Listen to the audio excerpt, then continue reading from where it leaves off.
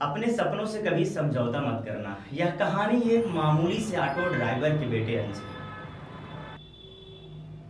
और यह मैं वादा करता हूं आपसे कि यदि आपने पूरी स्टोरी को सुना, आप भी अपने सपनों के प्रति कार्य करने लगोगे।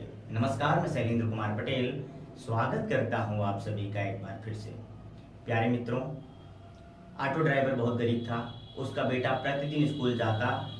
स्कूल से जब उसकी छुट्टी होती तो वो दो जगह कार्य करता था।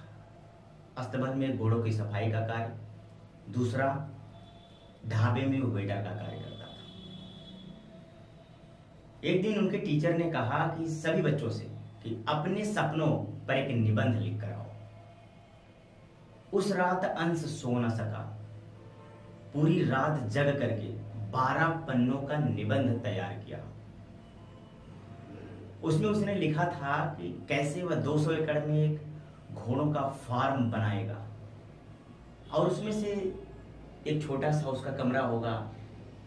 यहां तक कि उसने पूरी की पूरी डिजाइन बनाई हुई थी।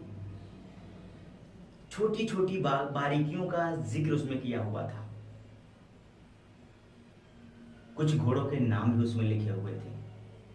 अगले दिन जाकर के वो अपना निबंध टीचर को देता है।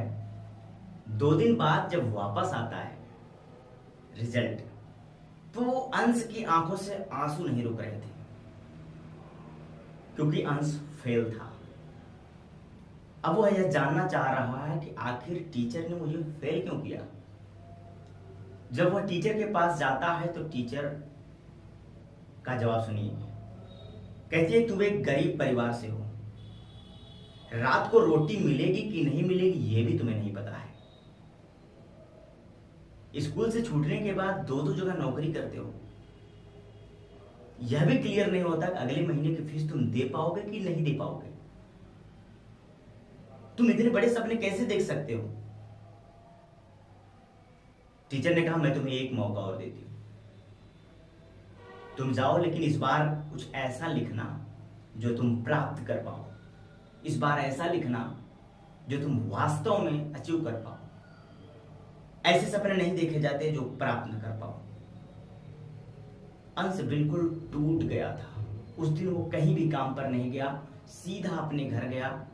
पिताजी को सारी बातें बताई। पिताजी ने कहा कि बेटा, सपने तो सिर्फ तेरे अपने हैं, किसी और को कोई अधिकार नहीं है कि वो तेरे सपनों को तय करे।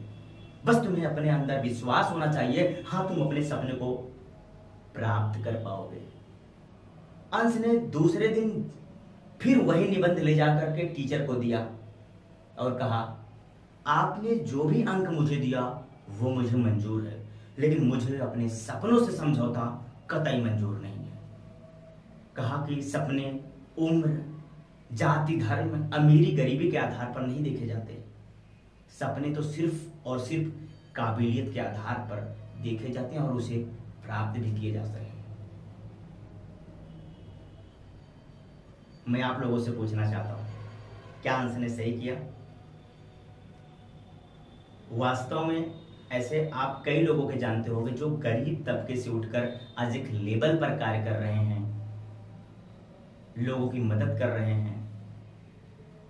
ये जरूरी नहीं है कि अगर आप गरीब हो तो आप बड़े सपने नहीं देख सकते। यह जरूरी नहीं है यदि आप की उम्र कम है तो आप बड़े सपने नहीं देख सकते। सपने देखो। अगर आपके अंदर विश्वास है कि आप अपने सपने को प्राप्त कर पाओगे, अचीव कर पाओगे, तो दुनिया की कोई ताकत नहीं रोक सकती आप अपने सपने को अचीव करने से। हम लोग अपनी काबिलियत को दूसरे को तय करने का मौका क्यों दें? अपनी काबिलियत को बढ़ाते रहिए और सपनों को प्राप्त करते रहिए। उम्मीद करता हूं कि स्टोरी अच्छी लगी होगी, और यदि स्टोरी अच्छी लगी हो तो कमेंट में जरूर बताइएगा कि आपने इस स्टोरी से क्या सीखा। चलते हैं, मिलेंगे नेक्स्ट वीडियो में। तब तक के लिए